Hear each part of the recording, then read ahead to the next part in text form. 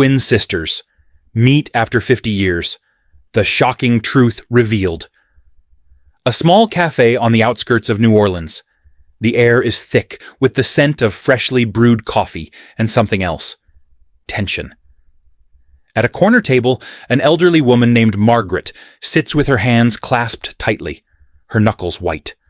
Across from her, another woman, same age, same sharp cheekbones, same piercing blue eyes. Eleanor. For the first time in 50 years, they are face to face. Margaret's voice is barely above a whisper. I never thought I'd see you again. Eleanor exhales, as if releasing years of secrets trapped inside her. Neither did I. But what should have been a joyful reunion quickly takes a dark turn. Because the reason they were separated all those years ago was no accident. 50 years earlier. Margaret and Eleanor were inseparable as children.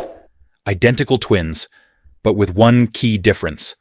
Margaret was the obedient one. Eleanor the rebellious spirit. Their family lived in a quiet town in Georgia, under the strict rule of their father, William Holloway, a man whose wealth was matched only by his ruthlessness.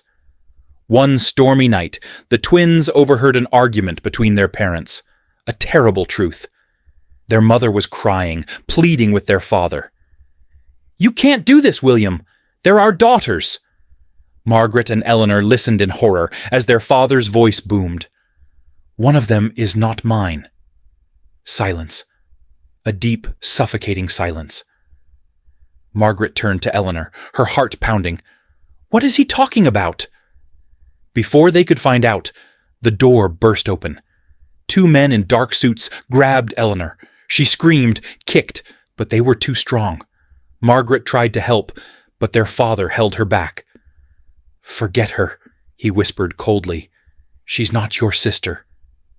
And just like that, Eleanor was gone. Present day. Margaret stares at Eleanor across the cafe table, her hands shaking. They told me you ran away, she says, that you wanted to leave. Eleanor lets out a bitter laugh. I was taken, Margaret, sold. The word hangs between them like a curse.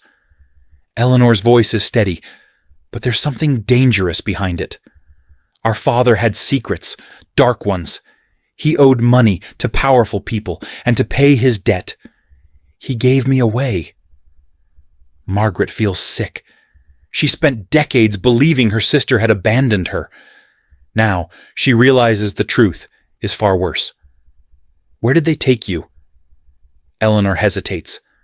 Somewhere I wouldn't wish on my worst enemy, but I survived, and I made sure the people responsible for what happened to me paid the price. Margaret shivers. There's something in Eleanor's tone, something final. Eleanor leans forward. But there's one person who never paid, one person still breathing, who should have been buried a long time ago. Margaret's breath catches. She already knows the name. William Holloway, their father. Eleanor's eyes burn with a cold fire. I came back for him. Margaret shakes her head. He's in a nursing home, Eleanor. He's old, weak. Eleanor smirks. Good, that'll make it easier. Margaret's stomach turns. You can't mean... I do. Eleanor's voice is sharp as glass. And I need you to help me. Silence. For 50 years, Margaret lived with a hole in her heart, believing her sister had left her behind. Now she realizes she was the one who had been left with the monster. A choice stands before her. Does she stop Eleanor, or does she help her finish what was started all those years ago? Margaret's pulse pounds in her ears. She looks around the cafe as if someone might overhear, as if the walls themselves might whisper their conversation to the wrong person. You want me to help you kill him? She breathes. Eleanor leans back, her expression unreadable. Wouldn't it be justice? Margaret wants to say no. She wants to push away from the table and walk out. But the weight of 50 years of lies, the betrayal, the horror of what happened to her sister, it presses down on her, suffocating. And then a memory resurfaces. 40 years ago. Margaret had just turned 25. She was still living under their father's roof, still afraid of his temper. She had tried, over the years, to ask about Eleanor, but the response was always the same. A cold stare, followed by, "There is no Eleanor." One evening, while dusting the bookshelves in his study, she found a letter hidden inside an old ledger. It was from someone named Vincent Moreau. It read, "The transaction is complete. The girl is no longer your problem. But remember, debts have a way of returning. Yours will too." Margaret had never confronted her father about it. She had been too afraid. But now, staring at Eleanor, she realizes she should have. Present day. Margaret clenches her fists. "You don't know what I went through after they took you." Eleanor tilts her head. "Then tell me." Margaret exhales sharply.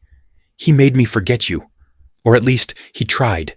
He made me live under his rules, his control. He found a man for me to marry, a businessman he could manipulate. He wanted to ensure his real daughter stayed under his thumb." Her voice shakes with anger. "I lived in a prison, Eleanor. A prison with no walls." Eleanor's eyes narrow. "And now?" Margaret's lips tremble. "Now, I want to burn the whole thing to the ground." A slow smile spreads across Eleanor's face. The plan. That night, they drive to the nursing home where William Holloway spends his final days. A grand facility on the edge of town, surrounded by high iron gates. To the world, he's a respected businessman in his twilight years. But to them, he's a man who destroyed their lives. Margaret hesitates in the car, gripping the steering wheel so tightly her knuckles turn white. How do we do this? Eleanor pulls out a small vial from her coat pocket. He's already weak. A little extra encouragement, and he'll just be another old man who passed in his sleep. Margaret swallows hard. It sounds easy. Too easy. They enter the facility, moving through the dimly lit hallways like shadows. Room 317. Their father's room. Margaret's hand trembles as she turns the doorknob. Inside, the air is stale, thick with the scent of antiseptic and old books. And there in the bed is William Holloway. His once commanding presence reduced to a frail, wrinkled figure. His eyes flutter open. For a moment, confusion. Then, recognition. Margaret. His voice is weak. Then his gaze shifts. He sees Eleanor. He goes rigid. "You—" His voice cracks. Eleanor steps closer, her expression unreadable. "Miss me, father?" His breathing turns shallow. He struggles to sit up, but his body is failing him. Margaret watches, frozen, as Eleanor pulls the vial from her pocket and uncaps it. Then William laughs. A dry, broken laugh. "You think you know the whole story, don't you?" He wheezes. Eleanor stiffens. "I know enough." William's lips curl into a smirk. "Then why don't you tell me? Which one of you is the real Holloway daughter?" Silence. Margaret's heart stops. "What?" William's eyes flick between them, glinting with amusement. "You were so sure, weren't you? That Margaret was the real one, that she was my blood, and you were the one I threw away." Margaret looks at Eleanor, panic rising. "He's lying." Eleanor glares at William. Nice try. But he just chuckles weakly. "You think I would have let my real daughter rot in this prison you call a life? Number, I kept the one who wasn't mine, the one I could control, and I got rid of my own flesh and blood." Margaret's breath catches in her throat. That's not true." Eleanor stares at him, her fingers tightening around the vial. "Say it." William's smirk deepens. "I gave away my own daughter. You, Eleanor." He turns to Margaret. "And I kept you, because you were never a Holloway to begin with." The room spins. Margaret stumbles back. "Number, no. That's a lie." Eleanor is shaking. "You're dying, old man. Do you really think I'll believe you now?" But there's something in his eyes, something too cruel, too smug to be a bluff. Margaret's entire life, her suffering, her pain, it was all for nothing. She had spent decades trapped in a world that wasn't even hers. And Eleanor had been cast out of the family that was truly hers. William lets out a raspy breath. Go on then, do what you came to do. But know this, no matter what you do to me, the truth is already written. Margaret and Eleanor exchange a look. The man who ruined their lives is at their mercy. But now the weight of everything has shifted. The past was never what they thought it was. And now they have a choice. Do they finish what they started, or do they walk away, knowing they will never be free of the ghost of William Holloway? Eleanor grips the vial tighter, her breathing ragged. Margaret watches, her world shattered. Then Eleanor steps back. No. Her voice is cold. Dying in his sleep is too kind. Margaret exhales, shaking. Then what do we do? Eleanor smirks. We leave him with the truth. She leans in close to William's ear. You die, knowing that you lost, that we're free. William's smirk fades. Margaret and Eleanor turn, walking away, leaving him gasping in the dark. As they step outside, the night air is crisp. Margaret looks at Eleanor. What now?